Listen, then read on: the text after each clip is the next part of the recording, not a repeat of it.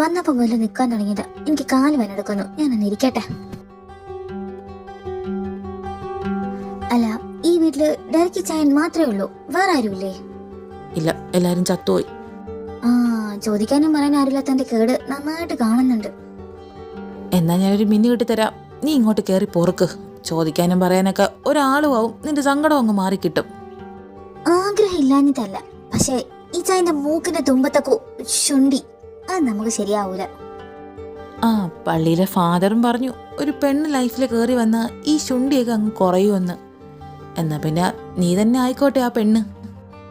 ഏയ്, ഈ ശുണ്ടി പറയാൻ ഈ ചായ പെണ്ണൊന്നും കെട്ടണ്ട. സമയമാകുമ്പോ ചന്തി നോക്കി രണ്ടെണ്ണം ഞാൻ തന്നെ തന്നോളാം. അപ്പൊ ശരിയായിക്കോളും. അതെന്താ, നീ മുഖത്ത് നോക്കൂലേ? ചന്തിയിലേ നോക്കോളൂ. നിനക്ക് എന്റെ ചന്തി അത്രയ്ക്ക് ഇഷ്ടമാണോ? പിന്നെ മമ്മൂട്ടിയല്ലേ ഇഷ്ടപ്പെടാൻ പറ്റിയ സാധനം. ഒന്ന് പോടോ. അത് മമ്മൂട്ടിയാണോ മോഹൻലാലാണോ എന്ന്